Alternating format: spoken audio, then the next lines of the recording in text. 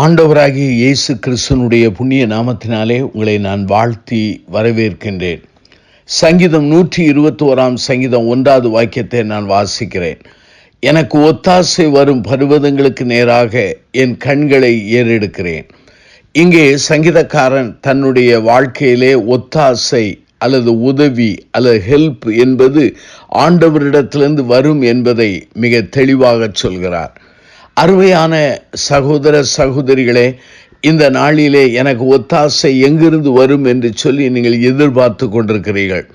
மனிதர்கள் வழியிலிருந்து வருமா, அமைப்புகள் வழியிலிருந்து வருமா, சபையிலிருந்து வருமா, போதகரிடத்திலிருந்து வருமா, அல்லது உடன் பிறப்புகளிலிருந்து வருமா என்றெல்லாம் எதிர்பார்க்கிறீர்கள்.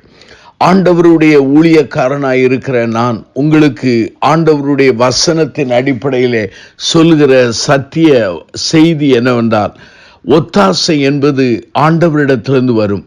ஆண்டவரிடத்திலிருந்து வருகிற ஒத்தாசை நிரந்தரமானது. அந்த மகிமையை அவர் வேறு யாருக்கு கொடார். அவருடைய ஒத்தாசையானது மிக பரிசுத்தமானது என்பதை நாம் அறிந்திருக்கிறோம்.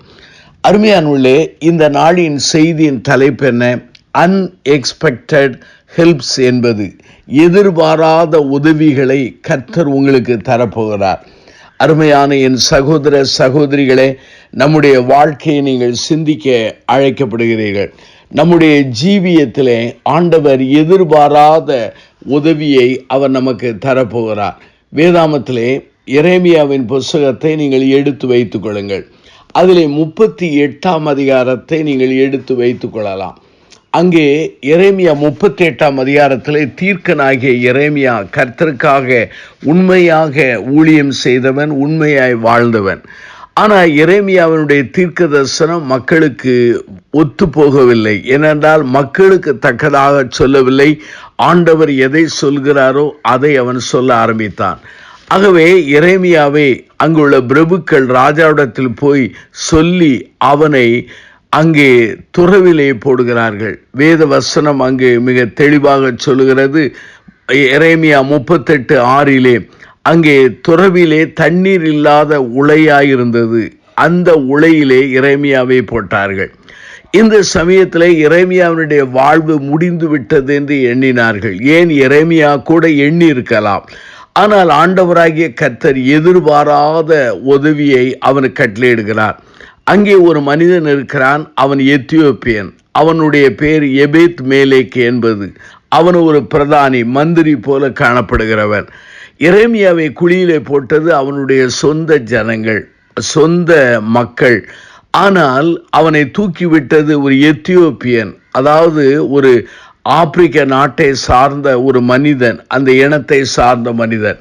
அவன் ராஜாவிடத்திலே மிக ஞானமாய் பேசி எரேமியாவை குழியிலிருந்து வெளியே எடுக்க அவன் முயல்வதை எரேமியாவின் புத்தகம் 38 அதிகாரத்திலே நாம் காண முடிகிறது.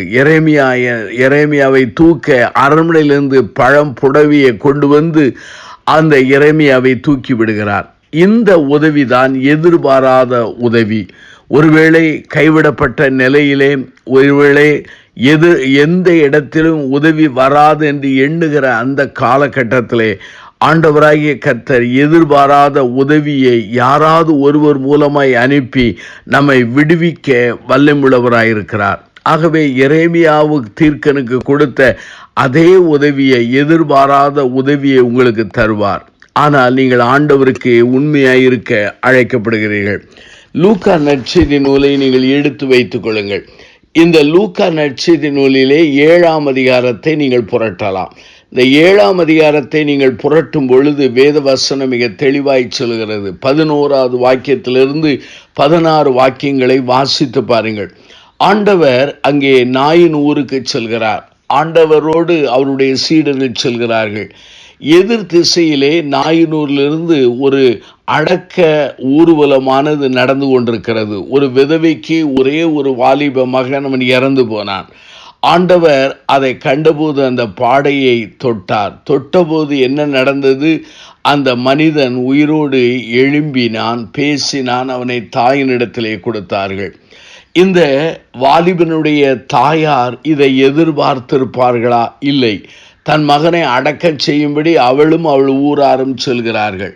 அந்த வாலிபனும் எதிர்பார்த்திருப்பானா? எதிர்பார்த்திருக்க மாட்டான், நீ இறந்து போனவன். ஆனால் ஆண்டவராய் இயேசுவானவர் அவர்கள் வாழ்விலே குறுக்கிட்டு அவனை தொட்டு அவனை உயிரோடு எழுப்பி அவனை பேச வைத்து அவன் தாயினிடத்திலே ஒப்புவித்தார். அருமையான என் சகோதர சகோதரிகளே, நம்பிக்கையற்று இனி வாழ்விலே எந்த விமோசனமே இல்லை என்று எண்ணுகிற அந்த காலகட்டத்திலே நம்முடைய ஆண்டவராகிய கர்த்தர் நம்முடைய வாழ்க்கையிலே குறுக்கிட்டு நாம் எதிர்பாராத நம்ப முடியாத அநேக உதவிகளை கட்டளையிடுகிறவராயிருக்கிறார். நாயின் ஒரு விதவைக்கு ஆண்டவர் செய்தது உண்மையானால் எனக்கும் உங்களுக்கும் செய்ய வல்லமுள்ளவராயிருக்கிறார். அப்போஸ்தலர் நடபடியின் புத்தகத்தை நீங்கள் எடுத்து வைத்துக் கொள்ளுங்கள். அங்கே 12ஆம் அதிகாரத்தை நீங்கள் புரட்டலாம். அந்த 12ஆம் அதிகாரத்தை நீங்கள் புரட்டும் பொழுது வேதவசனம் சொல்கிறது, அங்கே ஏரோது என்ன செய்தான் என்று சொன்னால், அவன் பேதுருவை சிறையிலே அடைத்தான், யாக்கோபை கொன்றுவிட்டான். யாக்கோபை கொன்றுவிட்ட இந்த ஏரோது பேதுருவை கொல்லுவதற்காக அவன் திட்டமிடுகிறான். அப்படி திட்டமிடுகிற அந்த காலகட்டத்தில் என்ன நடந்தது என்று சொன்னால், சபையார் ஜெபிக்கிறார்கள். ஆனால் ஆண்டவராகிய கர்த்தர் என்ன செய்கிறார் பாருங்கள். அங்கே அப்போஸ்தலர் 12:6 பாருங்கள். ஏரோது அவனை வெளியே கொண்டு வரும்படி குறித்திருந்த நாளுக்கு முந்தி நாள் ராத்திரியிலே பேதுரு 2 சங்கிலிகளினாலே கட்டப்பட்டு 2 சேவகர் நடுவே நித்திரை பண்ணி கொண்டிருந்தான். காவல்காரரும் கதவுக்கு முன்னிருந்து சிறைச்சாலையை காத்து கொண்டிருந்தார்கள். அப்பொழுது கர்த்தர் தன் தூதனை அனுப்பி இந்த அருமையான பேதுருவை விடுவிக்கிறார். அருமையான என் சகோதர சகோதரிகளே, இங்கே பேதுருவுக்காக சபையார் ஜெபிக்கிறார்கள். பேதுரு நிம்மதியாய் தூங்கி கொண்டிருக்கிறார். அவனுடைய வாழ்க்கையில விடுதலைக்கு வழியே கிடையாது. ஆனால் ஆண்டவர் தன் பரலோகத்திலிருந்து தேவதூதனை அனுப்பி அவனை கிருபையாக விடுவித்து வெளியே கொண்டு வருகிறார். அருமையானவர்களே, சில சமயத்தில் கேள்வி வருகிறது, யாக்கோபை கொலை செய்ய அனுமதித்த ஆண்டவர் பேதுருவை ஏன் காப்பாற்றினார்? இந்த கேள்விக்கு என்னாலே உங்களாலே பதில் சொல்ல முடியாது.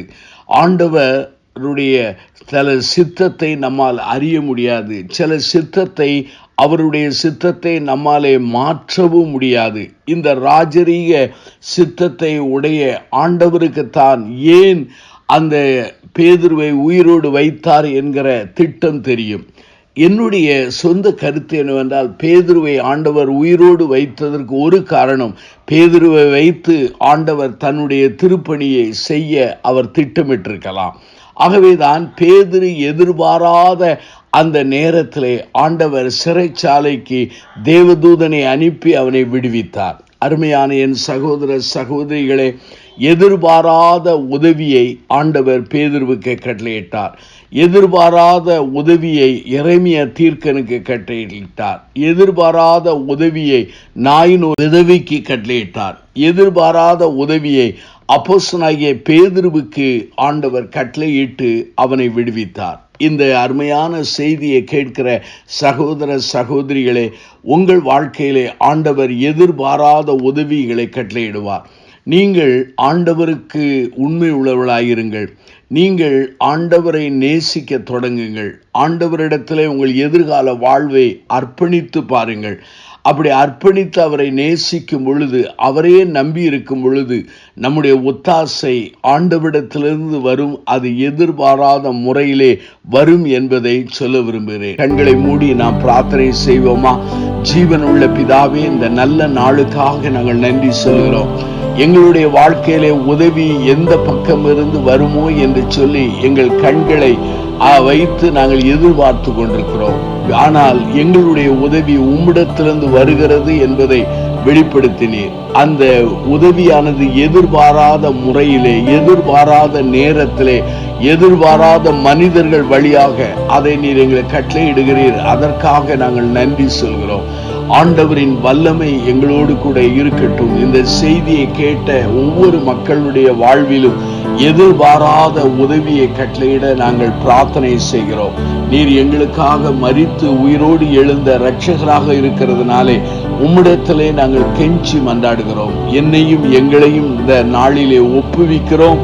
எங்களுக்கு எதிர்பாராத உதவிகளை நாங்கள் பெற்று அனுபவித்து தெய்வத்தை ஆண்டவரை மைமைப்படுத்தும் அந்த கிருபையை தாரும். எல்லாவற்றையும் எங்கள் ஆண்டவரும் இரட்சகருமான இயேசுவின் நாமத்தில் ஜெபிக்கிறோம் ஜீவனுள்ள பிதாவே, ஆமென்.